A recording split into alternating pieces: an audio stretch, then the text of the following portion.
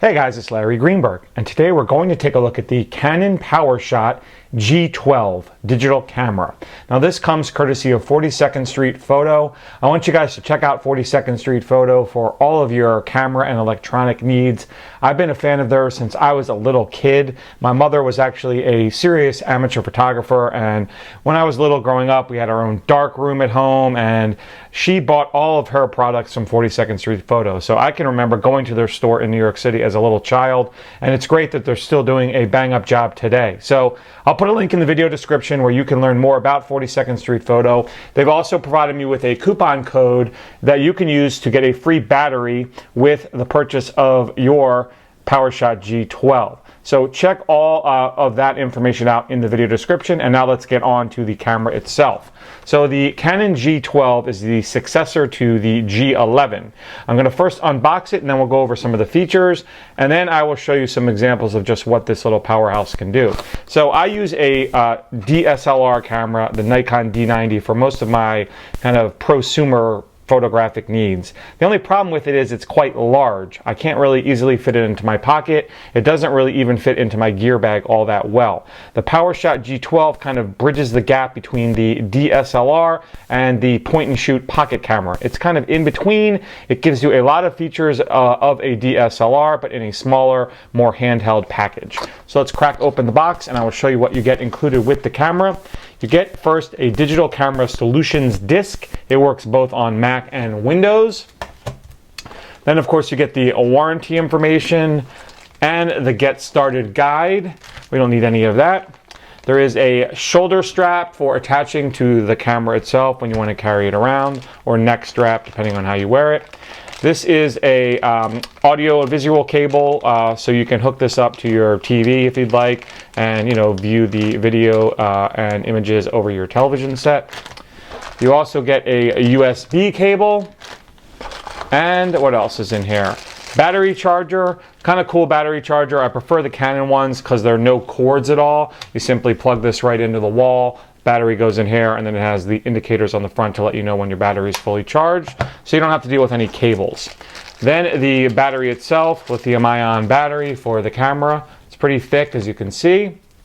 And then what we're of course interested in is the camera itself.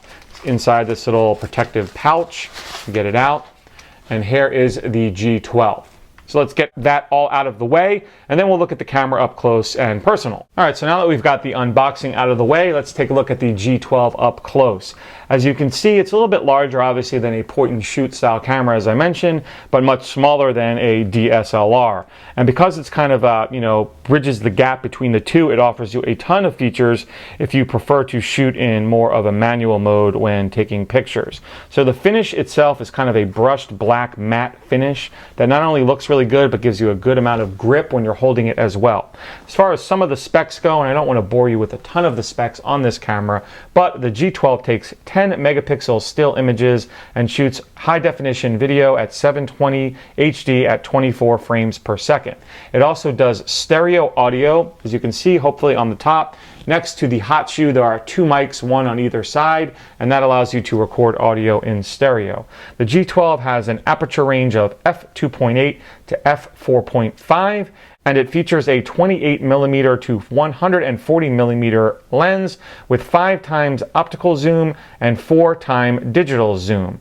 It shoots images in both RAW and JPEG, and as far as a memory card goes, it uses SD, SDHC, or SDXC. It also features a mini HDMI port for hooking this up to your TV, and uses Canon's Hybrid IS, which is their image stabilization feature that allows you to correct for shaking with the camera itself. So let's just take a quick look at some of the features on the camera, and then I'll get to showing you some examples of images with it.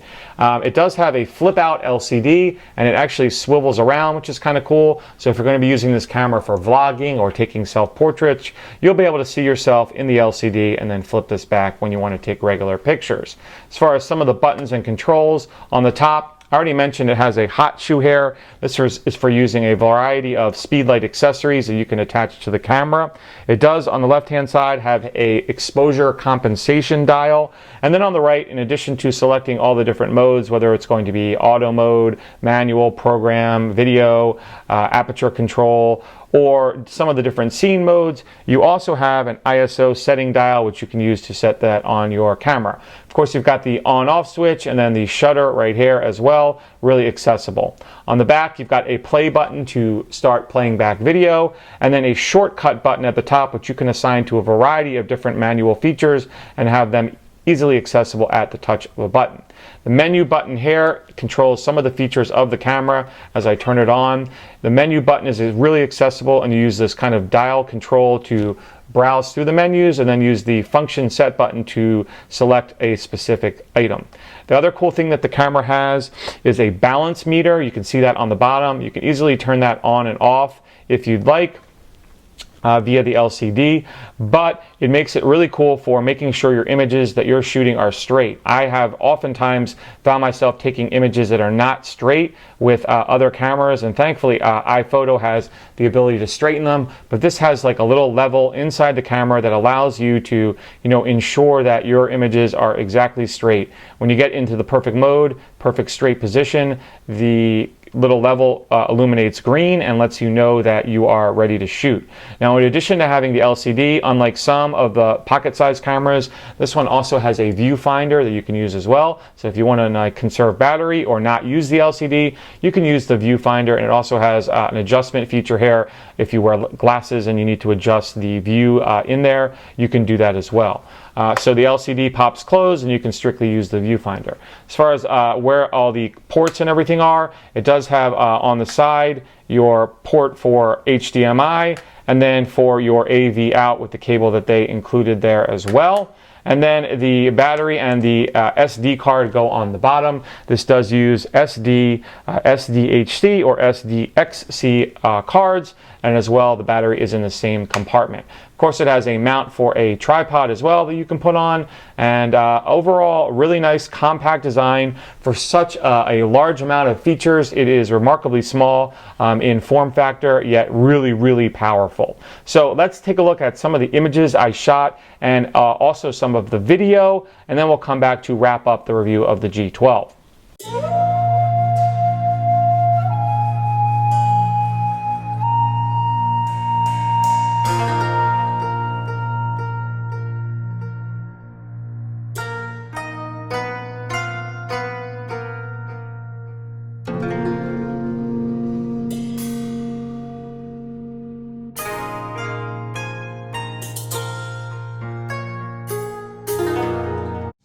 Hey guys, so I'm using the G12 in what I would call vlogging mode right now. I have the LCD flipped around, and I wanted to kind of give you an idea of what this camera would be like for vlogging. So, I'm holding it at about 14 inches from my face. Hopefully the stereo mic is working well. I can see myself in the LCD great, so it's a really nice camera for vlogging. It's a little on the heavy side. If you're going to be holding it out at arm's length for an extended period of time, it may get heavy after a while, but certainly for doing quick videos, it works quite well.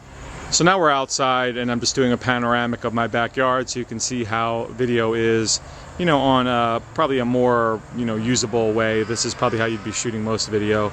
I don't know how much vlogging everyone does, but, if you're shooting quick video, it's much easier to hold the camera and then use the LCD pointing at you to shoot video. You get a nice view of the LCD, and I think it works quite well.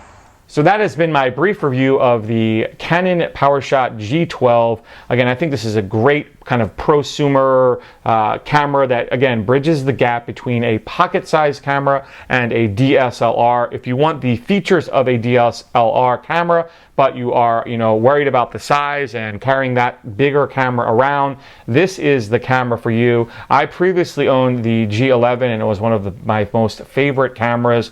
Kind of regrettably maybe upgraded to a DSLR. I do get more power with it, but I find myself not taking it as many places as I might because of the larger size. If I had the G12, I would certainly probably take it a lot more places with me because it's more pocketable and more easily carried.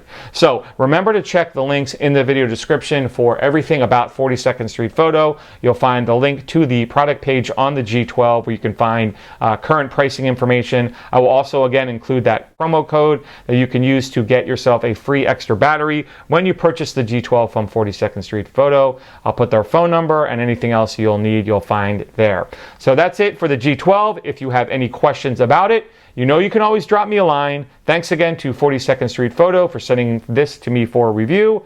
You guys have a great day.